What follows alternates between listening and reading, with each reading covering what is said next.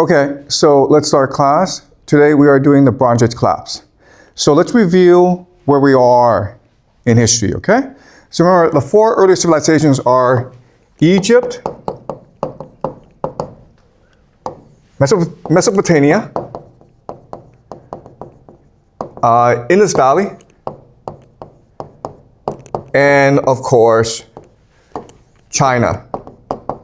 And as we discussed, the reason why they are the first four major civilizations is that they have major rivers that allow them to develop agriculture as well as trade overseas. And as we discussed, what will happen is that they will have a major city, and this major city will have colonies along the major river, okay? So in Egypt, it's the Nile. In Mesopotamia, it is the Euphrates and the Tigris. And the first city is Uruk. China, it's the Yellow River, right? So Indus Valley is the Indus Valley. It's the Indus River. And now these different city-states will go to war in order to control trade routes. And this leads to a time of major innovation in human history. At the same time, because of these wars, they need better and better equipment. And so eventually they will develop bronze. Okay, bronze. Bronze, as you know, is an alloy of tin and copper. So you need both in order to create bronze, which is the strongest metal. It's ideal for shields, for armor, and for swords. And whoever has more bronze weaponry will win any war. The problem, though, is that tin, it's actually hard to mine and to discover and to excavate and to manufacture. In fact, tin deposits are scattered all around the world, okay? So this is tin over here, over here, over here, and over here, over here, okay? They're everywhere, basically, but it's not concentrated. Therefore, you must now build more trade routes in order to access tin, okay? So what's going to happen now is that more trade routes will develop in order to access tin. And the major points, the major trade routes will become cities themselves, okay? All right? And now this world is globalized in order to facilitate warfare. Now, what's interesting is the Indus Valley itself, it's not like Egypt, Mesopotamia, and China. It is not engaged in warfare. We've done archaeology in the Indus Valley, in modern-day Pakistan. We have not discovered weaponry, okay? We've discovered bronze, but we have not discovered weaponry. In fact, we believe that Indus Valley, it is a peaceful, egalitarian, and artistic civilization. But it's still brought into this global system. Why? Because bronze changes from weaponry into status, okay? Meaning people use it for pottery, for jewelry. And then eventually what happens is that bronze itself becomes capital, all right? Now, what we also know is that this world is heavily globalized. There's a lot of trading, and this world is complete, meaning it touches every corner of the world. But starting in about the year 1200, this system collapses. In fact, the collapse is sudden and devastating. So remember, if you know Chinese history, you will know that this is the Shan dynasty, right? Guess what, guys? About the year 1200, it collapses. All right? And we know this because Egypt is under attack during this time by the Sea peoples. And what we believe is that the Sea peoples are actually refugees who are fleeing the destruction of Europe. And what we believe is that there's a perfect storm engulfing this world at this time. Okay? So this perfect storm includes climate change. Climate change leads to drought, which leads to famine, which leads to a migration crisis. What's going to happen is that the Sea peoples are going to come in from the north, and they are going to wipe out existing civilizations, including Mycenaean Greece and the Hittite Empire, okay? The Hittite Empire, which is in Anatolia, which is in modern-day Turkey. Why Mycenaean Greece and the Hittite Empire are important is we believe they are the two major antagonists in the Trojan War. You may have heard of the Trojan War. Well, guess where?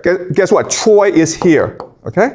So Troy is in the center of global trade, and that's why people fight over the location of the city. So the Mycenaean Greece is being destroyed, the Hittite Empire is being destroyed, and Egypt is being under attack. Egypt will survive the invasions of the Sea Peoples, but after the invasions, Egypt will be exhausted and it will lose its global power status, okay? Indus Valley will be itself overwhelmed because of refugees fleeing in from the steppes, okay? Mesopotamia, and it's very interesting about Mesopotamia, but it's actually the most resilient of all the four major civilizations. And the reason why is Mesopotamia, throughout its history, is constantly at war, okay? So Egypt is protected by natural geography, by the desert, the Sahara Desert, and then by the Red Sea, okay? So Egypt has natural boundaries. China also has natural boundaries. But Mesopotamia does not. It's a flat land. So it's very easy for the mountain people to come invade, and it's very easy for outsiders to come and build new empires. In fact, throughout Mesopotamian history, there have been three major empires: the Akkadian Empire, the Babylonian Empire, and the Assyrian Empire.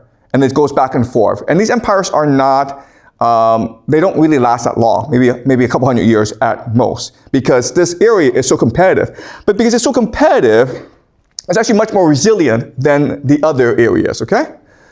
All right, so again, the big question for us is, why would this world collapse like this all of a sudden? And it's really relevant for us to understand because many scholars have compared the Bronze Age world to our world, because our world is also one that is heavily globalized, and it seems like it's on the verge of collapse. So why is it that this sort of like globalized world, in which many countries are getting very wealthy, why do they collapse all of a sudden? Okay? And the argument I will make to you today is it has to do with the nature of capital. Okay? So what I will show you is that this is a proto-capitalistic system. And what we know about proto-capitalism is that it allows for rapid growth, but then it also allows for rapid collapse. Okay? So let's go over the idea of capital. What is capital? Okay, so capital has three major characteristics, okay? The first is that it is universal. Universal just means that everyone wants it. Everyone in the world believes it has value, okay? That's number one. Number two is that it is a store of value. And what this means is that you're able to take wealth and store it inside this commodity. Okay? And the third thing about capital that's very important is its mobility. Okay? Mobility. Meaning I can take this thing and then transport to somewhere else at little or no cost. If it has these three characteristics, then it is capital.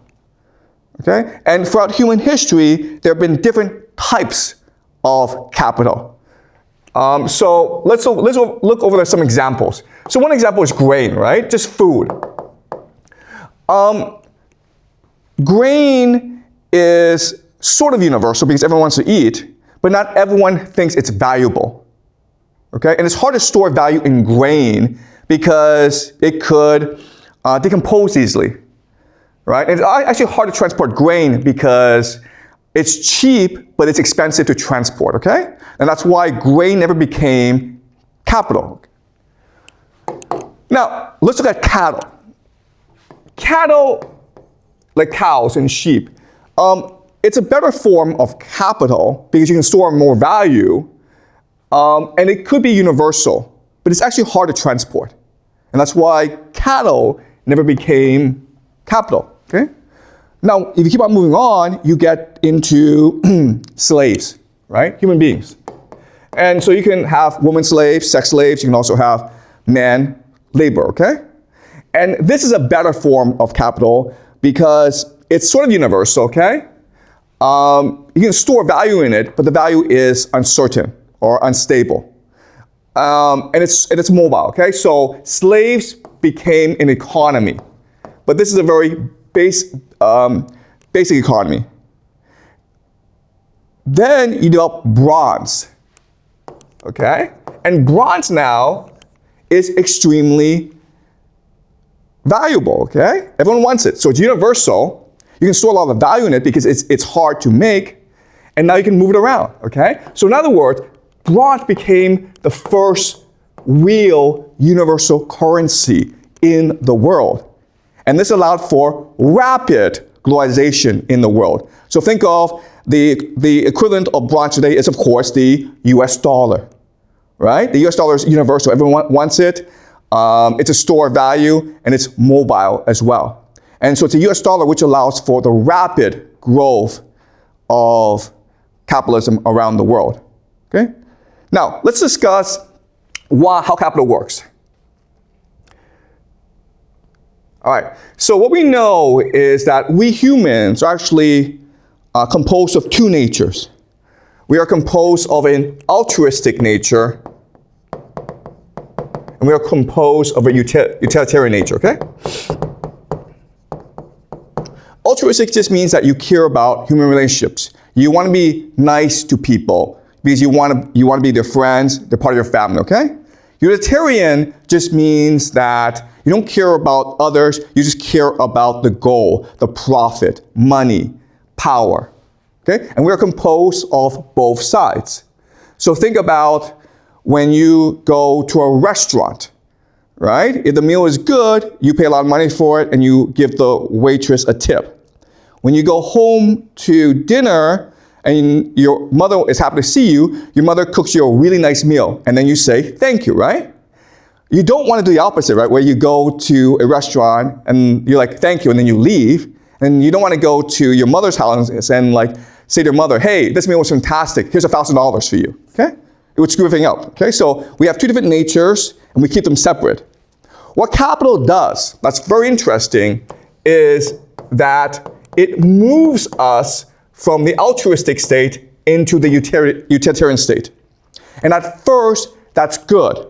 Why? Because when you're altruistic, you don't really want to do anything, okay? Because you don't want to offend other people. So there are lots of villages in the world, and they're static. Why? Because for them, what matters is not change, what matters is harmony. And these villages, it kind of sucks to be an outsider. It kind of sucks to stand out. In fact, there are some traditions in which if you're outspoken, if you are thoughtful, if you like to explore, if you're curious, they will kill you and make you a sacrifice to the gods because they see you as a threat to their social system. Okay, so an altruistic system, it doesn't like change. So if you don't do anything to it, it just stays the way it is. So when you bring capital, people now are more motivated to work hard. People are more motivated to innovate and to explore. So at first this is good, okay? Now you're expanding the system. And then you reach a point of its maximum growth. But then what happens is the scale tips over, okay? And people become too utilitarian.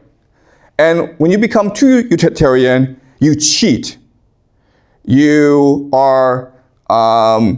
don't care about others. And this causes a lot of problems, okay? You start to exploit other people. And so when you become too utilitarian, the system collapses. Okay? Does that make sense? Capital comes in the system and it makes it grow really fast. Once it hits a certain point, then it has to collapse. Okay? So let's use another example. Let's just say that you are a leader of a group of people, and it could be a village, it could be anywhere, okay? And if there's no money involved, what do you care about? You care about status. You care about your reputation. You care about how other people see and perceive you, right? So you care about the feelings of others. Once capital enters the equation, then the way that the leader sees you is different. The leader sees you as a commodity to be exploited. Okay? The leader is now like, how much money can I make money off you? Not only that, but the leader, okay, the leader will do what? The leader will align with other leaders, and they will become a cartel, okay, or an elite. And they will together exploit people, okay? But not only that, but they will expand and look for new areas to conquer, okay? Because all they care about now is money, how to expand the capital. But once the capital expands too far, then what happens is only a few people have all the capital. And the people down below, they're enslaved, they're exploited, and they want to destroy the system. They become indifferent. If you force them, they will revolt against you. So the system must collapse. Okay? So the argument I'm trying to make to you is, this is just the way capital works, and there's nothing you can do about it. Okay, that's why the Bronze Age grew, but that's also why the Bronze Age collapsed. And that's why our world grew, but this is also why our world will collapse as well. Okay? That's the argument I'm making to you today. Any questions before we go to the PPT? Is this clear to you guys? All right, let's go to the PPT. All right, so this is a map that shows you the world of the Bronze Age. And as we discussed, these are the four major civilizations, right? China, Indus Valley, Mesopotamia, and Egypt, okay? And they now, because they're at war, they have an insatiable need for bronze. And bronze needs tin. Where's tin located? Tin is located where the stars are, okay? And you can see they're scattered over the place. So what they're going to do now is they're going to build trade routes into these tin places that will allow them to extract the tin to create bronze armor, okay? But when they do so, they will also create new civilizations and new cities until you get a completely globalized world. So this is China, and as you can see, they're always at war, and so they need weapons, okay? This is pottery, bronze pottery from China during the Jiang dynasty, during the Bronze Age. All right, so how do we know that it's a completely globalized world? Because over the past 200 years, we've discovered shipwrecks. Okay, so we've discovered ships that were transporting goods during the Bronze Age. And so when you dig up these ships and you analyze where the products are from, you're able to rebuild the trade networks, okay? And that's why we know about the Bronze Age. Okay, so what's gonna happen is this. The green is the copper sources, okay? And as you can see, there's a lot of copper sources. The problem is the tin sources are spread out. So in order to create bronze, you need to constantly expand your trade networks outside, okay? And as you can see, what's happening is that the expansion keeps on going until it encompasses the entire world. So the dark brown is the earliest trade routes, and then the pink are the later trade routes. But as you can see, it's always expanding outwards in order to facilitate more and more trade. And what's really important for us to understand is the entire world is encompassed, okay? So this is Britain, this is Ireland, this is Scandinavia. Okay, this is important because if you study history, it's the British Isles, Scandinavia aren't often discussed during in the Bronze Age, but recent research has shown us that it's all interconnected, okay? Okay, so as I mentioned, these are trade networks, okay? And these gray spots are areas that are major nodes in the trade network. They come about because of trade. The red are the major consumption areas, okay? So the gray are areas that are being created in order to better facilitate trade. And eventually, you reach a point when it's completely globalized, when every source of copper and tin has been discovered and there's a massive trade network built around each area. Okay? All right, but again, as we know, even though this area is extremely globalized, extremely wealthy, only in about 50 years, it completely collapses, okay? And we know because of the Egyptian records, okay? The Egyptians write about the coming of the sea peoples. And so if you just watch the arrows, okay? This is the movement of the sea peoples. These are refugees fleeing famine. And what do? Well, they team up with pirates, okay? And the pirates and the refugees together overwhelm existing civilization, including the Mycenaeans, okay? Present-day Greece, including the Hittite Empire, present-day Turkey, and they keep on attacking, okay? Even from the south, people are attacking the major cities. This is a world in complete collapse, okay? This is another map showing the invasions, okay? These again are the sea peoples. These are just economic migrants. These are refugees. Similar to what's happening today, where if you're following the news in Europe, you've got all these Middle Eastern refugees coming into Europe, overwhelming their economic systems. So this is a trend that we can expect to continue for a very long time, okay? All right, the sea peoples are just a mix of different people. We've tried to identify where they come from, who they are. We really don't know, okay? So the assumption is they come from everywhere. And they are being led by pirates who are expert at raiding other nations, okay? And this is a painting from Egypt.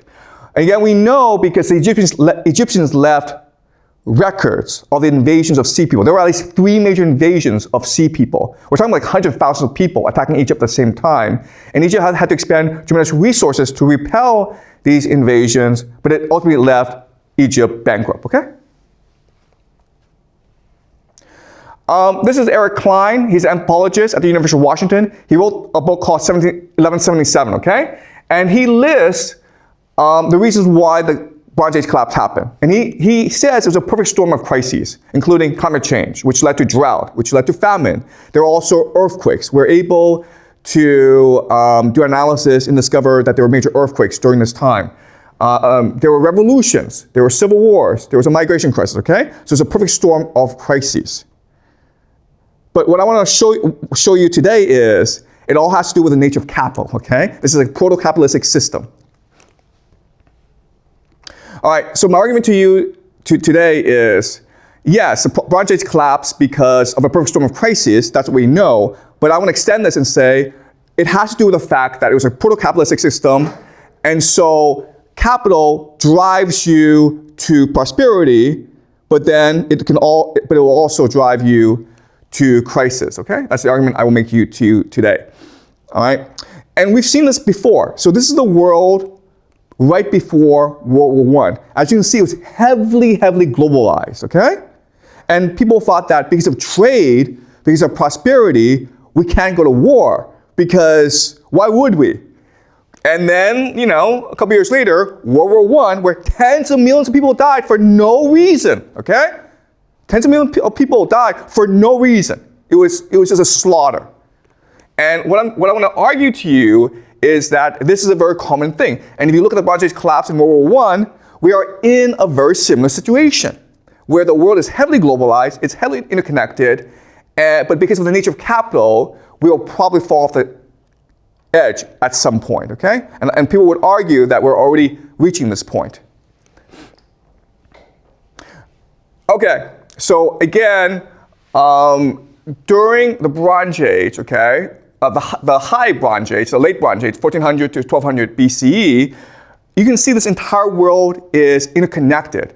And what you will also see is at the center of this world is really the Mediterranean and the Aegean Sea, okay?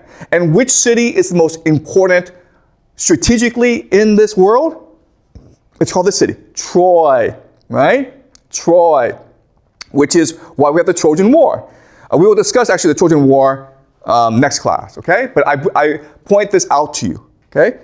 So why is this happening? Well, think about how in a proto-capitalistic system that depends on tin and copper, how do you make money?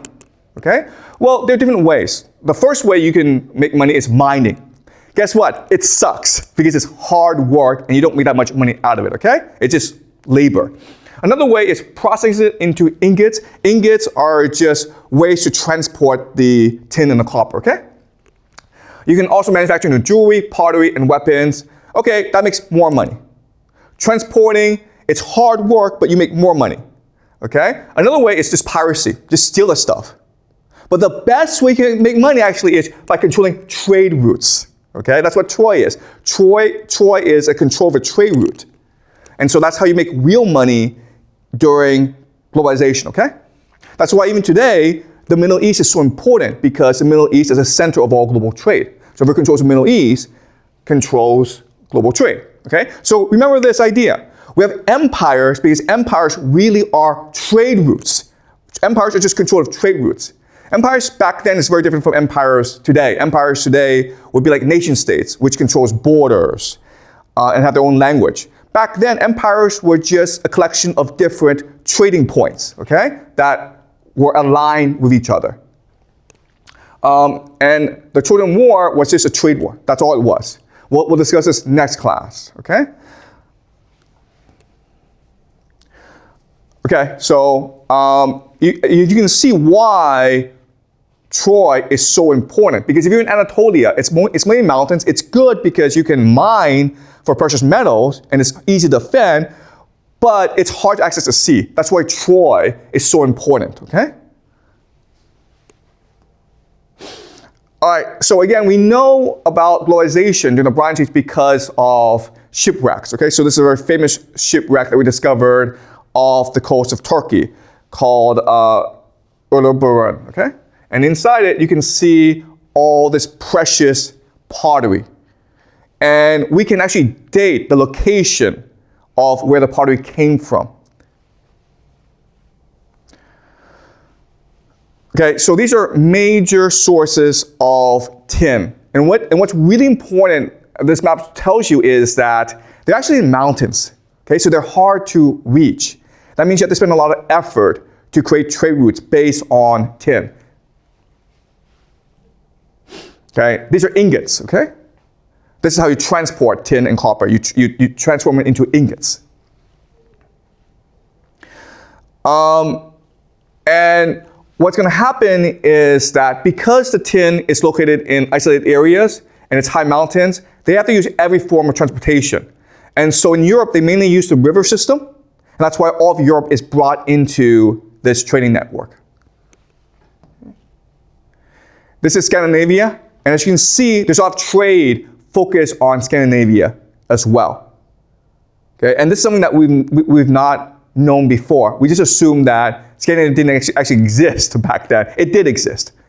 Okay, and it's a very important part of the trade network. Okay, so let's talk about the Indus Valley Civilization. The Indus Valley Civilization, for the longest time, we know was peaceful, egalitarian, and religious. And we know because we're able to dig up their cities. And what we discovered is that it's very much similar to Cattahoyuk, where the housing is very similar, where irrigation, where hygiene, it's all very advanced. And we have no evidence of warfare because we can't find any weaponry. Okay, so why is Indus Valley so peaceful as compared to Egypt, Mesopotamia, and China? I think it was because they were able to trade with Mesopotamia, China, and Egypt and discovered we don't want this system. We don't want a system where everyone's killing each other, okay? That's my guess, but I don't know. No one knows, okay? This is one of the Indus Valley's major cities that we've dug up. This is another. As you can see, it's pretty advanced. The houses are pretty equal. It's very similar to Cattahoyuk, okay? A much bigger version of Cattahoyuk, which we discussed previously.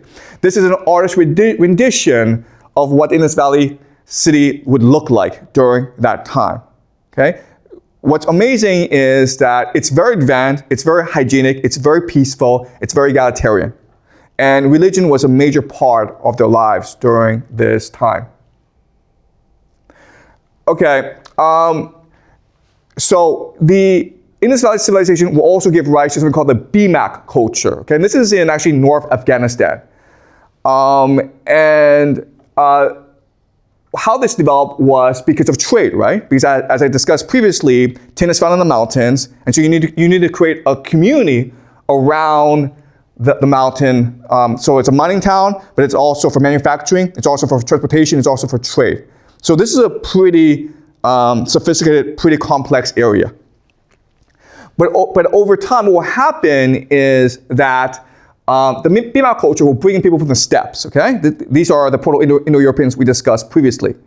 And then because of climate change, because of the collapse of Bronze Age, they will come and they will occupy both modern-day Iran as well as India, giving rise to two religions, the Zoroastrian religion as well as the Hindu religion. We'll discuss this at a later date. Okay, this is pottery from that Indus Valley civilization. Okay, let's move on to the Mycenaean civilization. Okay, the Mycenaean civilization is really important because it gives us Greek civilization, okay, which is considered the birthplace of all Western civilization. We'll discuss the Greeks next class, and specifically, but I will introduce the Mycenaeans now. Okay, Mycenae is in the center. We believe that the Mycenaean culture, it is a warrior aristocracy. So the people in charge are warriors as opposed to a priest aristocracy. Okay, so remember in Sumer, it was the priests that were in control. Now it's the warriors who are in control. And we also know that the Mycenaean people are descendants of the Proto-Indo-Europeans. Okay, so the Proto-Indo-Europeans swept into Europe, and then they went all the way down to Greece. Okay.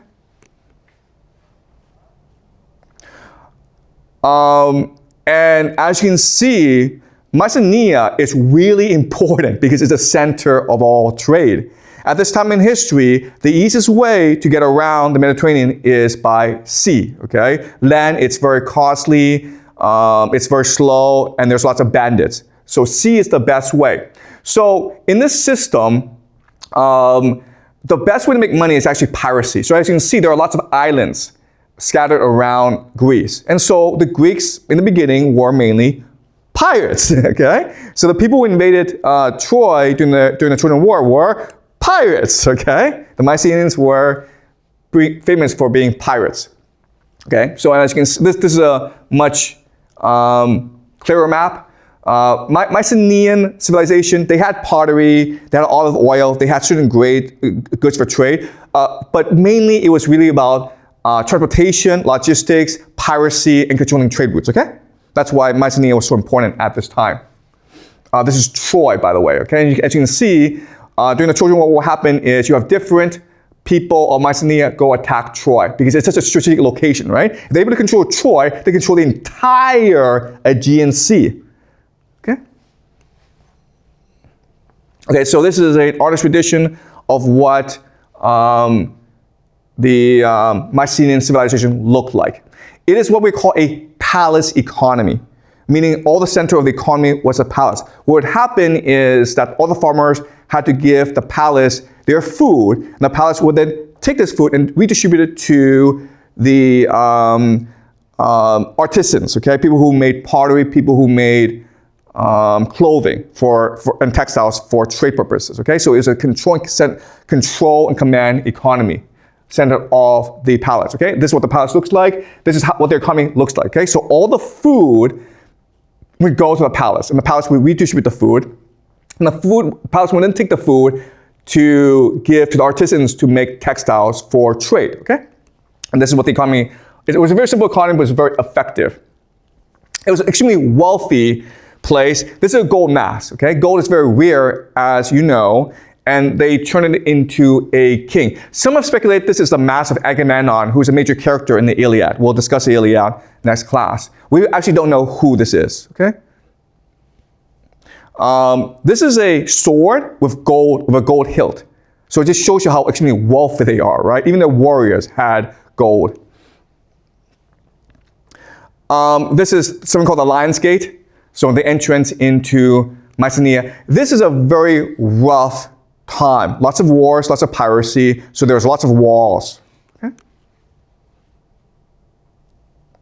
The other thing about the Mycenaean civilization is their tombs are very, very elaborate. Okay, this is the entrance into one of their tombs. Over time, we see the tombs become more and more elaborate, so we know that over time they became a much more wealthy civilization. Okay, this is what their tombs look like. They're huge places. Okay, this is what the outside looks like. Where do the Mycenaeans learn this? Well, they learned this from Egypt, right? So at this time in history, the Mycenaeans and the Egyptians were in close contact with each other. The Egyptians have a habit of burying themselves with all their treasure. Okay, so this is their coffin. This is a mastaba, which is their tomb. Okay, as you can see, it's huge. It's almost as big as a house. So the question then is, why would they do that? Okay, we've discussed it previously, where throughout most of human history, we've understood that this is a material realm, and then once we die, we go off to the spiritual realm. Guess what, guys? You can't take your money with you. So why are you burying your money with you? Right? Okay, this is a mastaba. Okay, as you can see, it's a very elaborate, ornate place, and the Egyptians were known for this. But also China, right? The first emperor of China, the terracotta warriors. Why is he buried with an army and such wealth? That makes no sense. If you die, you die. So why is this happening? So the argument I want to make to you is that this is happening because money, capital, too much of it changes the fundamental chemistry of the brain. It makes you crazy. Okay, so let's do a thought experiment. Okay, the thought experiment is this.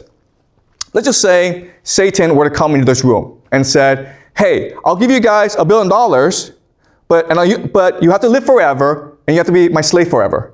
We'd be like, "No, why would we want that? You know, like to have $1 billion, but then be a slave for all of eternity, like Satan?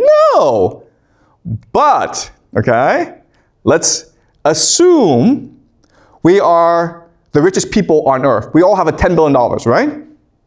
Now Satan says to us, "You know what? $10 billion is a lot of money.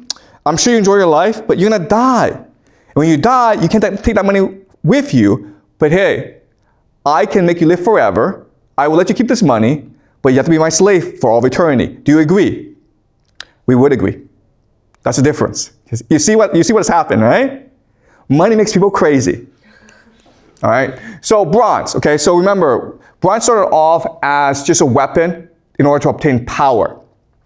But then over time, as powerful people became more stable in their lives, they used bronze to make jewelry and pottery to show their status, okay?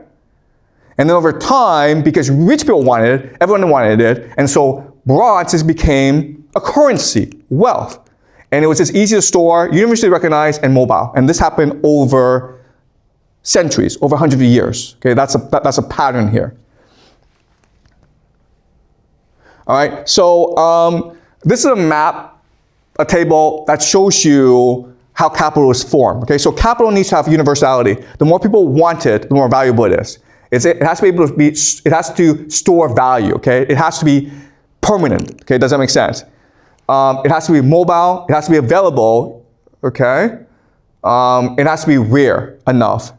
So once it has these different elements, then it becomes a currency. So if you just look at history, we've used different sources of currency. So we have seashells, cattle, grain, women, slaves, drugs, oil, bronze, gold, and US dollar. We've always had money as a concept, okay? But money, for most of human history, signified a debt that could not be paid off.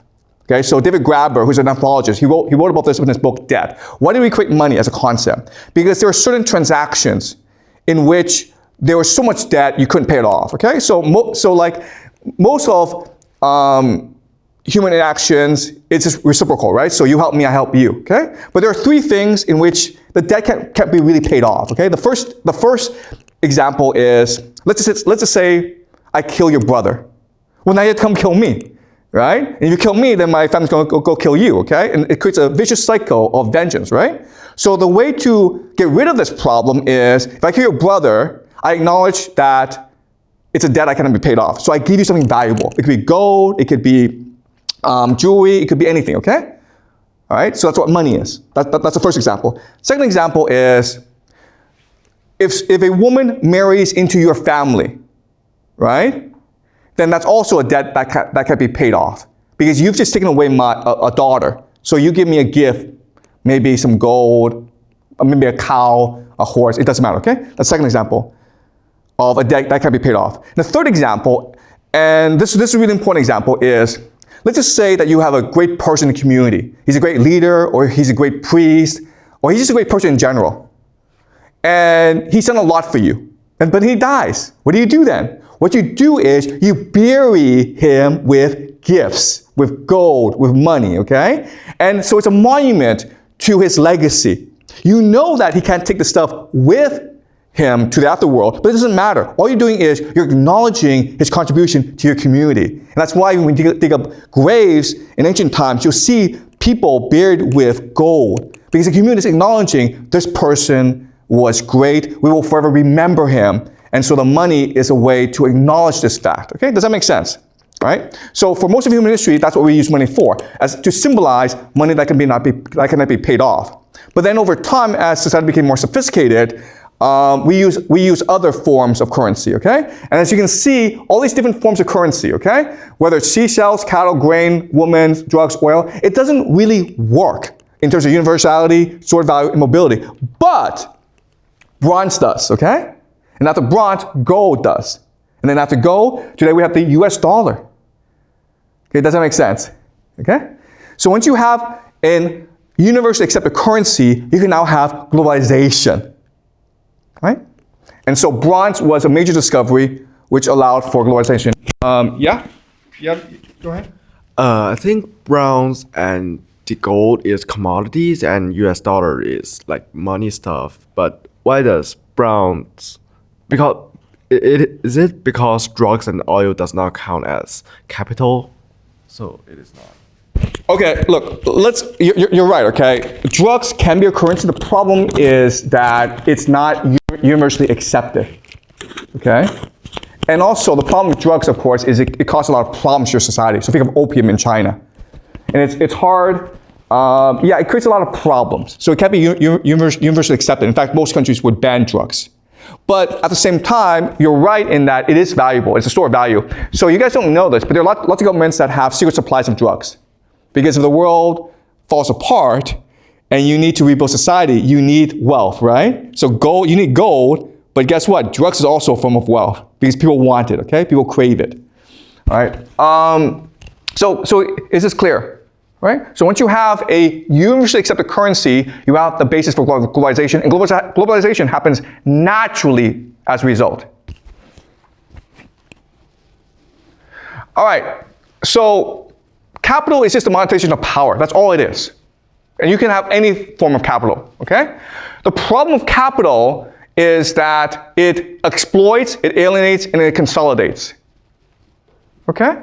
So go back to the example where I'm the leader of a village. If there's no money involved, all I care about is winning the respect of my people, okay? And so I work hard for them. But once capital is involved, I see each person as a commodity, okay? And therefore I become alienated from my humanity and from others. And now I want to exploit people in order to generate more capital. And over time, what will happen is that the strongest will have all the capital, which leads to massive inequality. So the only result of capitalism is one, massive inequality, corruption, immorality, okay, and alienation, anger, indifference. And this is the world we live in today. Okay, does that make sense? It's just the nature of capital. There's no way around it.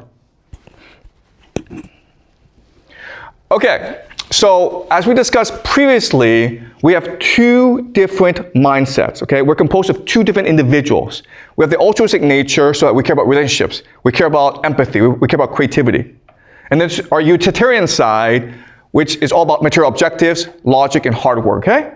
So, in school, you have the utilitarian mindset, okay? Like, how do I get good grades? That's all you care about, all right? At home, you care about relationships. You care about maintaining good relationships with your mother and your father and your siblings and your relatives. What we also know, and this is really important, is that people who are altruistic, people who work for others, tend to be more creative than other people. But people who are obsessed with money tend to work harder than other people, okay? That's why globalization happens so fast, because everyone's in a rush to make as much money as possible. Okay? But eventually you reach a point where a few people have all the money, and so everyone's like, screw this, I give up because I'm never going to be rich. You lie flat, right? Tangping, or quiet quitting. You just give up. Okay? And this is the world we live in today. Okay, now capitalism is a problem because it changes the fundamental nature of your brain. Okay? So this is an article from the Atlantic Monthly, which is a very popular magazine in the United States. There are these neuroscientists who have done brain scans, and they discovered that power causes brain damage, okay? In fact, if you look at the brain of a psychopath and the brain of a wealthy person, it's pretty similar, okay? Yeah, they did brain scans, and it looks as though people who has too much money has brain damage. Why? Because a normal person is able to have empathy, is able to understand the feelings of others. Guess what? If you're too powerful, if you're too wealthy, you don't have the capacity to have empathy. You can't appreciate the feelings of others. So think of like Elon Musk or Mark Zuckerberg. They have absolutely no concept of empathy, okay? They are completely unable to relate to the feelings of other people. This is Brian Johnson, okay? Brian Johnson's a millionaire. He spends about $2 million a year on health, okay? He's done some crazy things. So for example, he has a father and he has a son. And he believes in blood transfusion. So if you transfuse the blood, your blood, you become younger. So he's trying to figure out how to live forever. Okay? So he'll do things like blood transfusion. But he works so hard, man, because he'll get up at like 5 o'clock in the morning, exercise. The food he eats is the most nutritious food in the world. And he'll regulate his sleep. He's always monitoring his heartbeat. He's always exercising, okay? His life sucks. And the question you have to ask yourself is, if you have so much money, why don't you just enjoy it, Why not just enjoy your life? Why are you focused on living forever, okay? And that's a problem with wealthy people. They're kind of scooping the head, okay? He looks like a vampire, guys, okay? This is him when he first, started this project. And you can see he looks like a vampire now, all right? I'm not exaggerating here. Look at this guy. The problem is that there are lots of wealthy people in the world, and they happen to like this idea of living forever, okay? So let's do a thought experiment. You're a billionaire, okay? You have like $100 million, $10 million, like $10 billion in the bank, $100 billion in the bank, who knows? You have a problem, which is, how do I keep this, right? Because you're gonna die. Okay? And you have all that money, so you can do whatever you want. So what you do is you invest in Brian Johnson, you invest in scientific research to live longer, but you also do what? You also build bunkers, okay? Because you're afraid that the world will end and you want to live forever, so you build bunkers. This is Mark Zuckerberg's bunker in Hawaii. It's kind of stupid because if the world's going to end, is your bunker going to save you? Probably not, okay? But he spent like $26 million, or $260 million on this stupid thing, hoping to live forever. And this is what it looks like on the inside. It's crazy to go through life thinking about how to live forever and how to survive an apocalypse. Why not just enjoy your life, okay? They also join secret societies. Why? Because secret societies may have the secret to reincarnation, or the secret to immortality, or the secret to longevity. They don't care. They have so much money that they're willing to invest in everything. Okay, so they're willing to try blood transfusion. They're willing to build bunkers. They're also willing to join secret societies. And that's why you see secret societies growing in power and popularity today. They also worship Satan. Okay, because again, if you have $10 billion, you're stuck, right? Because you don't want to die. Like, you don't want to, like, it's what we call sunk cost fallacy, right? You're like, I worked so hard for this, and I have the best life, but I'm going to die. And when I die, all this is gone. I have to start all over again. I don't want to do that, okay? So they're willing to do anything, including worship Satan. In fact, what we will learn is that the religion of Satan became so popular in order to solve this problem, where wealthy people, they want to live forever. And they want the world to stay the same as it is now. But as you learn in this class, it is impossible for the world to stay the way it is. Change is a constant. Things move in cycles. Capitalism gives rise to wealth, but it also destroys wealth. That's just the nature of life, okay? All right, so that's a Bronze Age collapse. Any questions? Sorry, yeah. Go ahead, Vit. Go ahead. Why do they worship Satan? Because you said that those millionaires, they want to keep their money forever, and what does it do with Satan? Okay, that's a really good question, okay? So, it's really desperation, right? Because what religion teaches you is that wealth is bad. And when you go to heaven, you'll be judged by God. And God is going to ask you, hey, why do you have so much money, man? And you'll be like, well, I stole this money, and I hurt a lot of people, and I cheated, I lied, I steal, yeah, you know? And like, do you really want to say that to God? Yeah, you're kind of stuck, right? Right? So first of all, you don't want to die. You don't want to give up all this money that you worked hard to get, but you also don't want to face God and face his judgment. Okay, so what's your alternative here? Your alternative is you believe in something more powerful than God, or at least someone who you can find refuge in from God. Okay, and if it means going to hell, you prefer going to hell than facing judgment from God, okay? Because you in your heart know exactly what you did to get that $10 billion, okay? You know what you did. Maybe other people don't know, but you know what you did, and God knows what you did. And you really, really want to face judgment, all right? Okay, so, yeah. Does that make sense? Okay. Any more questions, guys? All right, so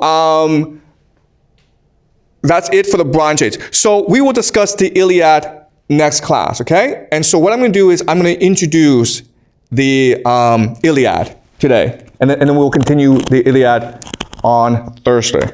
Okay. All right. So the Bronze Age collapse is important because it will give rise to Greek civilization, which we believe to be the basis for Western civilization. Okay. So the question then is, how does this happen? Okay. So if you look at Mycenaean Greece,